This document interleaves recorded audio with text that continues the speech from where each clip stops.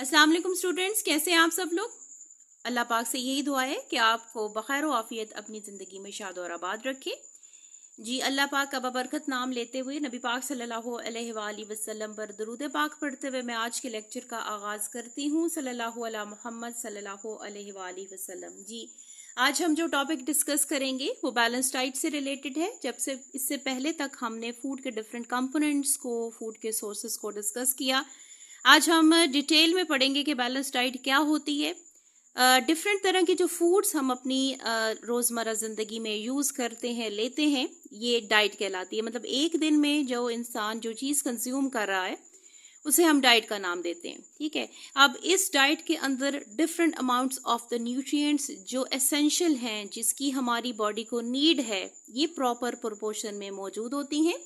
एक balance diet वो diet होती है जिसमें जो न्यूट्रिएंट्स हमारी बॉडी को रिक्वायर हों वो प्रॉपर क्वांटिटी में मौजूद हों। ठीक है जी, अगर ओवर ईटिंग की जाए या बहुत ज़्यादा इनटेक लिया जाए फूड का, ठीक है, जिसमें न्यूट्रिएंट्स मौजूद है, या ऐसा फूड लिया जाए कि जिसमें न्यूट्रिएंट्स सिरे से मौजूद ही नहीं है या बहुत कम क्वांटिटी में मौजूद हैं, तो इस तरह से जो अमाउंट हम फूड की लेंगे वो हमारी बॉडी की रिक्वायरमेंट को फुलफिल नहीं कर सकेगी और इस तरह हमारे हेल्थ के प्रॉब्लम्स क्रिएट होंगे। तो इसका मतलब ये हुआ कि जो डाइट हम ले रहे हैं उसका बैलेंस होना बहुत ज़रूरी है। ठीक है जी, बैलेंस डाइट ही हमारी बॉडी के तमाम फंक्शंस को प्रॉपरली होने में हेल्प करती है और हमारी बॉडी को हेल्दी रखती है।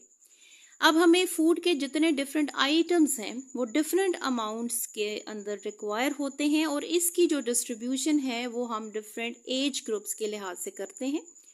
डिफरेंट एजेस में पीपल जो लोग मतलब फूड कंज्यूम करते हैं उनको डिफरेंट अमाउंट में ज़रूरत होती है न्यूट्रिएंट्स की कि वो किस तरीके से न्यूट्रिएंट्स लें। ये जो रिक्वायरमेंट है ये किसी भी लिविंग बॉडी की एज पर, उसकी जॉब पर या उसकी हेल्थ कंडीशंस पर डिपेंड करेगी।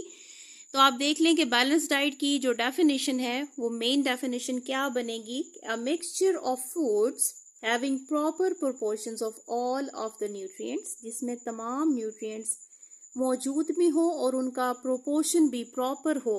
तो उसको जो कि एक पर्सन को नीड है, उसकी जॉब के, उसकी हेल्थ के, उसकी एज के लिहाज से इसको हम बैलेंस डाइट कह रहे हैं। ठीक है, अब इसमें देखें जो पेशेंट्स हाई ब्लड प्रेशर पे हैं उनके ऑलरेडी ब्लड के अंदर सॉल्ट कंटेंट ज़्यादा है, इस वजह से हम ये कह सकते हैं कि उनको ऐसी डाइट दी जाए जो कि सॉल्ट लेस हो। ठीक है, या हार्ट के, किडनी, डायबिटीज़ के जो पेशेंट्स हैं जिनका शुगर लेवल बहुत ज़्यादा है, इनके लिए जो डाइट्स है वो इनके फिजिशियंस सजेस्ट करते हैं कि इनके लिए कौन सी डाइट प्रॉपर होगी।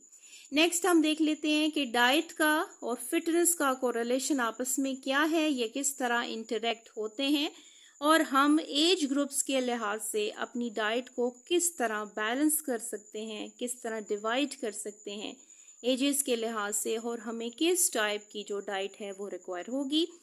अगर एक हेल्दी बैलेंस डाइट है और उसके साथ साथ एक रेगुलर एक्सरसाइज पैटर्न है तो आपको फिजिकल और मेंटल हेल्थ दोनों जो है वो अटेन होंगी और आपकी ये दोनों चीज़ें बैलेंस होंगी।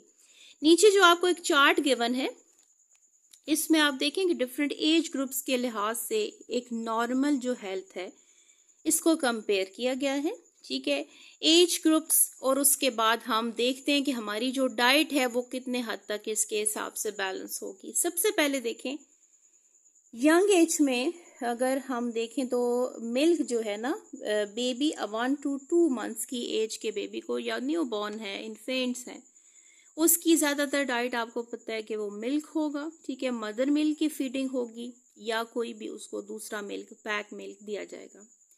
ये सोर्सेज इसके milk, sugar, egg, fruit juices, जैसे जैसे वो 1 to 2 ईयर्स की एज तक जाएगा।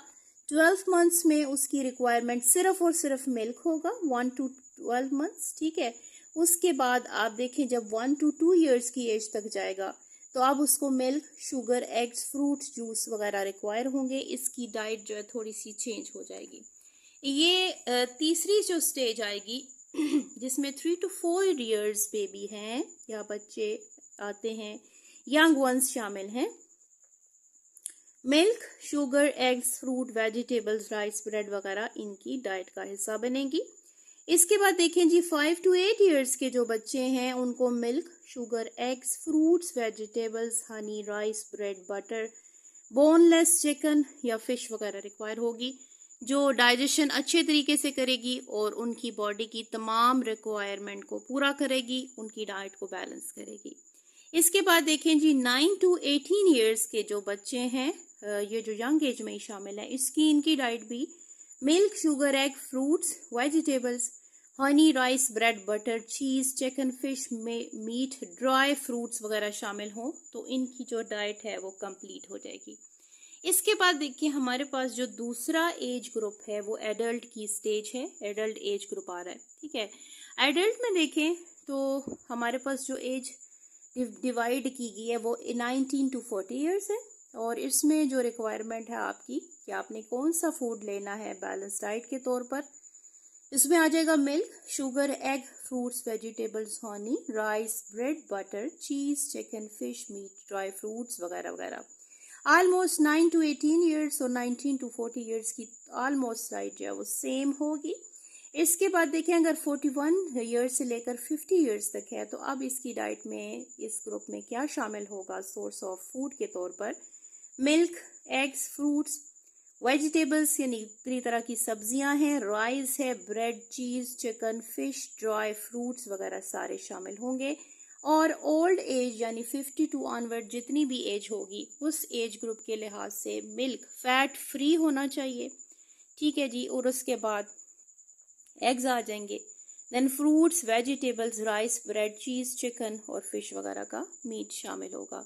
तो आपने देखा कि एज की जो डिस्ट्रीब्यूशन है उसके लिहाज से हमने ये इसमें ऑब्जर्व किया है कि 1 to 12 मंथ्स की एज से ऑनवर्ड 50 ईयर्स की एज तक फूड ग्रुप वेरिएट करते हैं और जिस तरह हमारी बॉडी को ये रिक्वायर होते हैं स्टेप बाय स्टेप हम देखते हैं कि हम इनको उसी तरीके से अपनी बॉडी में लेते हैं ताकि हमारी बॉडी बहुत अच्छा परफॉर्म कर सके। हर तरह के फंक्शनिंग की वजह से हमें प्रॉपर डाइट की ज़रूरत होती है।